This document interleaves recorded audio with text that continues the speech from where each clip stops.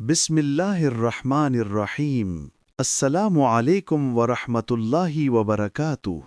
آج کی اس ویڈیو میں ہم صحیح بخاری کی حدیث نمبر 41 سے 52 تک بیان کریں گے۔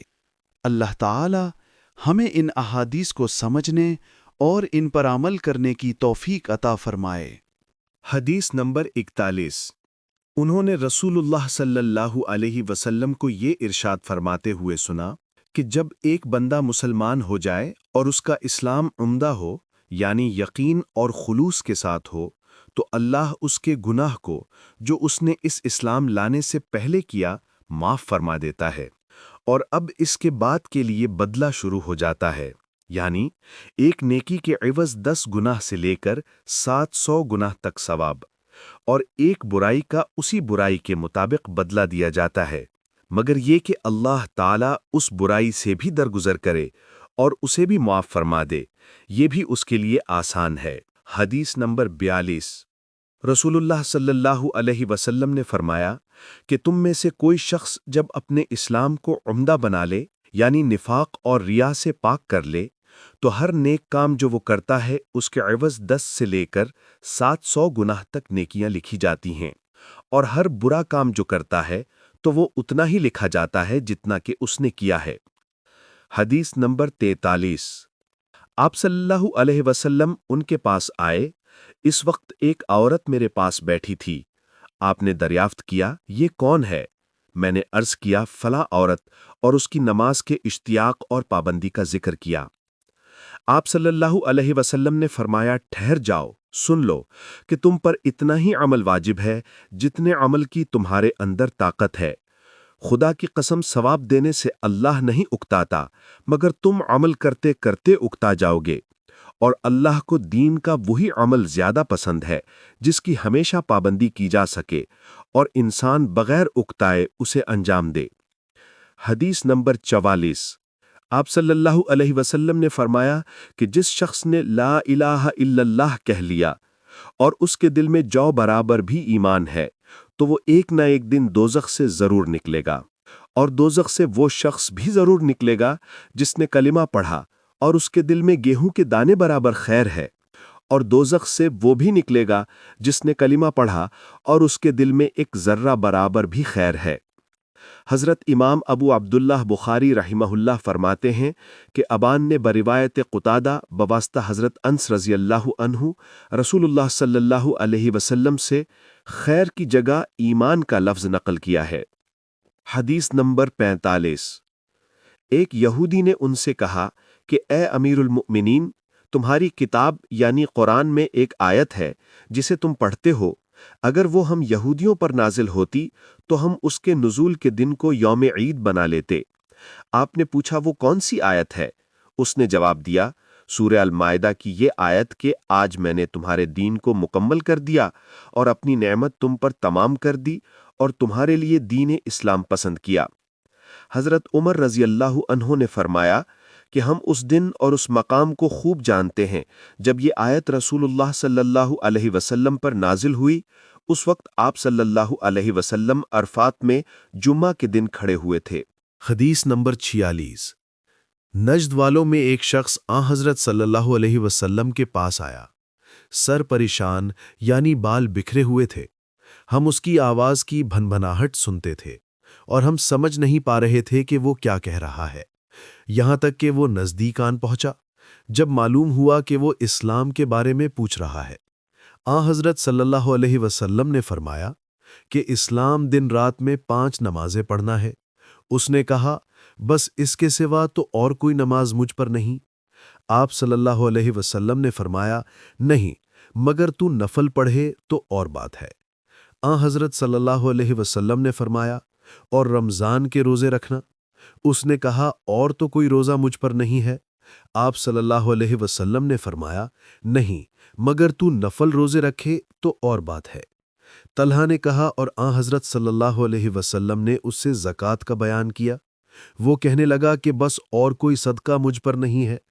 آپ صلی اللہ علیہ وسلم نے فرمایا، نہیں، مگر یہ کہ تو نفل صدقہ دے تو اور بات ہے۔ راوی نے کہا، پھر وہ شخص پیٹھ موڑ کر چلا، یوں کہتا جاتا تھا، कसम खुदा की मैं ना इससे बढ़ाऊंगा ना घटाऊंगा। आ हज़रत सल्लल्लाहु अलैहि वसल्लम ने फरमाया, अगर ये सच्चा है तो अपनी मुराद को पहुंच गया। हदीस नंबर 47। आ हज़रत सल्लल्लाहु अलैहि वसल्लम ने फरमाया, जो कोई ईमान रखकर और सवाब की नीयत से किसी मुसलमान के जनाजे के साथ जाए और नमाज और दफन से फरागत होने तक उसके साथ रहे, तो वो 2 क़ीरात सवाब लेकर लौटेगा।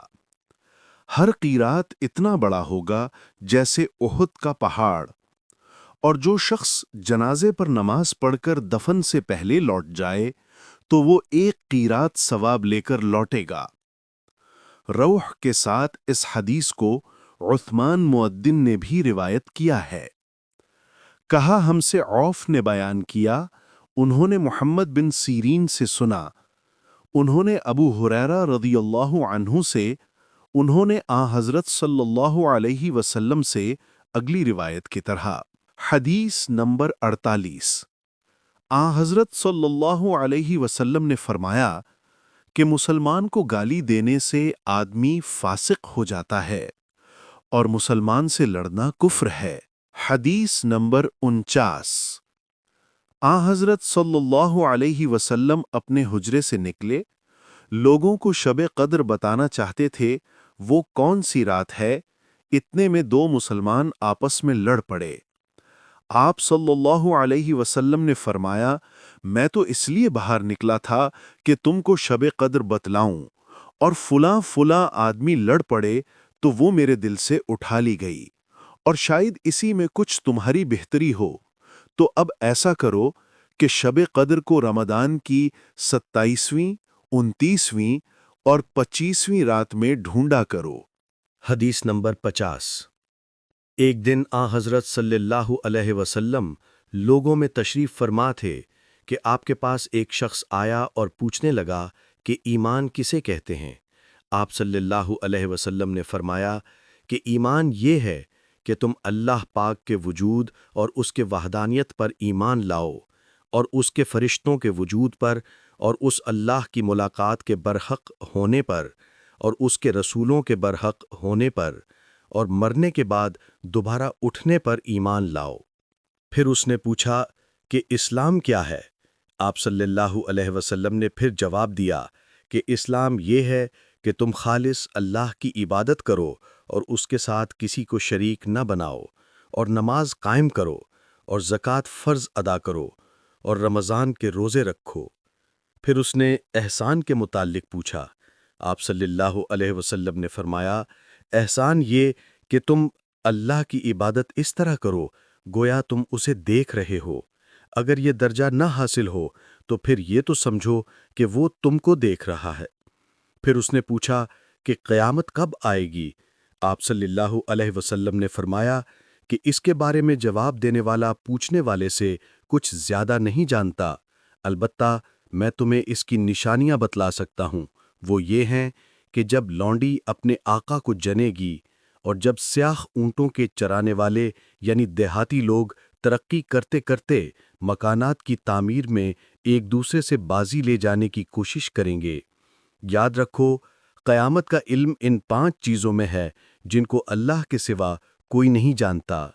फिर आपने ये आयत पढ़ी कि अल्लाह ही को क़यामत का इल्म है कि वो कब होगी, आखिर आयत तक। फिर वो पूछने वाला पीठ फेर कर जाने लगा। आप सल्लल्लाहु अलैहि वसल्लम ने फरमाया कि उसे वापस बुला कर लाओ। लोग दौड़ पड़े मगर वो कहीं नजर नहीं आया। आप सल्लल्लाहु अलैहि वसल्लम ने फरमाया कि वो जिब्राईल थे जो लोगों को उनका दीन सिखाने आए थे। इमाम अबू अब्दुल्लाह बुखारी फरमाते हैं कि आ हज़रत सल्लल्लाहु अलैहि वसल्लम ने इन तमाम बातों को ईमान ही करार दिया है। हदीस नंबर 51। हरक़्ल रोम के बादशाह ने उनसे कहा, मैंने तुमसे पूछा था कि इस रसूल के मानने वाले बढ़ रहे हैं या घट रहे हैं। तूने जवाब में बतलाया कि वो बढ़ रहे हैं। ठीक है, ईमान का यही हाल रहता है यहाँ तक कि वो पूरा हो जाए। और मैंने तुझसे पूछा था कि कोई इसके दीन में आकर फिर उसको बुरा जानकर फिर जाता है। तूने कहा नहीं, और ईमान का यही हाल है جب اس کی خوشی دل میں سما جاتی ہے تو پھر اس کو کوئی برا نہیں سمجھ سکتا۔ حدیث نمبر 52۔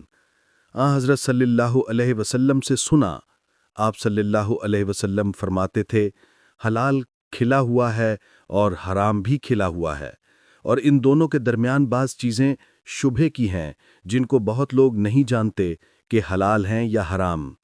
پھر جو کوئی شبہے کی چیزوں سے بھی بچ گیا اس نے اپنے دین اور عزت کو بچا لیا، اور جو کوئی ان شبہے کی چیزوں میں پڑ گیا اس کی مثال اس چرواہے کی ہے جو شاہی محفوظ چراگاہ کے آس پاس اپنے جانوروں کو چرائے۔